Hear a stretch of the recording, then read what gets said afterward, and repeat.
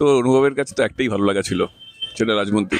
নন্দিনী তো আরোই বলতো come on let's give divorce, চলো একে অপরকে ডিভোর্স দিয়ে দিই। ভালো লাগা হতেই পারে, নতুন করে ভালো লাগা ভালোবাসা হতেই পারে, কিন্তু দুটো একসাথে ভালো লাগা হবে না, একটা ভালো লাগা চুজ করতে আগে হবে। ঘুম থেকে উঠে একরকম কাজ করতাম, এখন লাস্ট লাস্ট লাস্ট 1-1.5 বছর ধরে আমার কিছু না, আমার কিছু মেডিকেল ইস্যুস হয়েছিল 1 বছর আগে, তো আমাকে প্রচুর ওষুধ খেতে হয়। ও মাই গড, 1 বছর খুবটা ভাঙে কেন? ভেঙে যায়, উফ, লোকজন লোকজন এটা রেখে দাও ধরো ওখানে। না, না আমি ধরবোই না।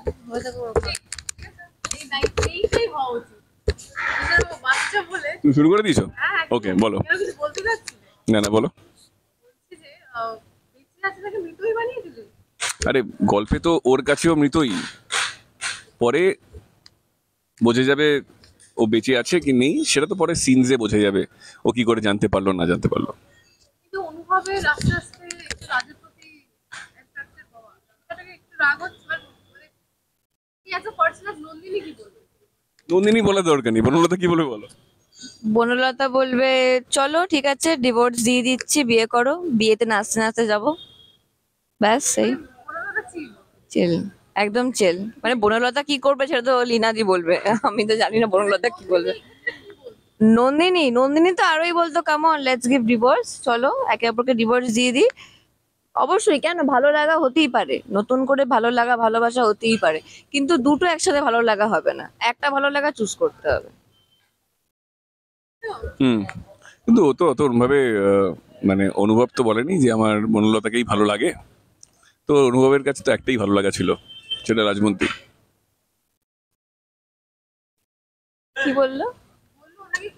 মানে শোতে তোমার অনুভব সবসময় বলেছে যে আমার রাজমন্ত্রীকে ভালো লাগে, মানে ও তো বনলতার প্রতি ভালোবাসার প্রকাশ করেনি করে দিন।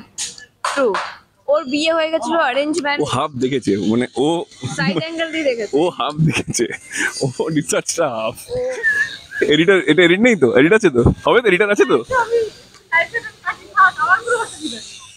আচ্ছা একটা কথা বলো, যে যেটা বলছিলাম যে ট্রাফিকে দাঁড়িয়ে যাবে, ট্রাফিকে গাড়িতে বসে তখন ট্রাফিক সিগন্যাল পরে কোন তিনটে জিনিস করো? আমি ওয়েট করি তোমার ফোনে কথা বলে, ফোনে কথা বলে, না ফোনে কথা বলি, আমি ওয়েট ফোনে কথা বলে। আমি ওয়েট করি সিগন্যালটাকে তোমার গ্রিন করার জন্য। না তিনটা বলেছি। হ্যাঁ, ফোনে কথা বলি সিগন্যাল গ্রিন হওয়ার জন্য, প্রোগ্রামার ফোন করে যাচ্ছে কখন ঢুকবে কখন ঢুকবে, এই জন্য। আমি কি করি, মেকআপ করি, যদি শুটিং এ আসি তাহলে আমি তো গাড়িতে মেকআপ করে আসি, তো আমি মেকআপ করি। আর যদি শুটিং এ না আসে থাকি তাহলে ধরো এমনি কোথাও বেরোচ্ছি, তাহলে আমার ড্রাইভারকে জিজ্ঞাসা করি কি হলো গো, কি হলো গো, দাঁড়িয়ে আসছো কেন, কি হলো গো, এটা আমার কনস্ট্যান্ট প্রশ্ন। ও নাম্বার 3, কল করিনি কাউকে, কথা বলি ফোন। ঘুম থেকে উঠে প্রথম কি কাজ করো? প্রণাম। আসলে হাসি হাসি কিছু ভাবছি আর আমি ভাবছি, কারণ আমি আগে ঘুম থেকে উঠে একরকম কাজ করতাম, এখন লাস্ট লাস্ট লাস্ট 1-1.5 বছর ধরে আমার কিছু না, আমার কিছু মেডিকেল ইস্যুস হয়েছিল 1 বছর আগে, তো আমাকে প্রচুর ওষুধ খেতে হয়।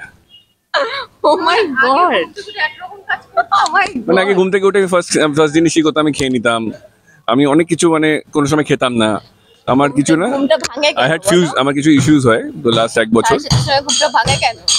ভেঙে যায়, উফ, 7:30 লোকজন লোকজন প্রচুর ফোন করে, 7:30 সময় একটা ঘুম ভেঙে যাওয়ার একটা অ্যালার্ম আছে, অ্যালার্ম লোকজন ফোন করতে থাকে, মাথা খারাপ করে দেয়, ওই আমার স্টাফেরা মাথা খারাপ করে দেয়, যাই হোক।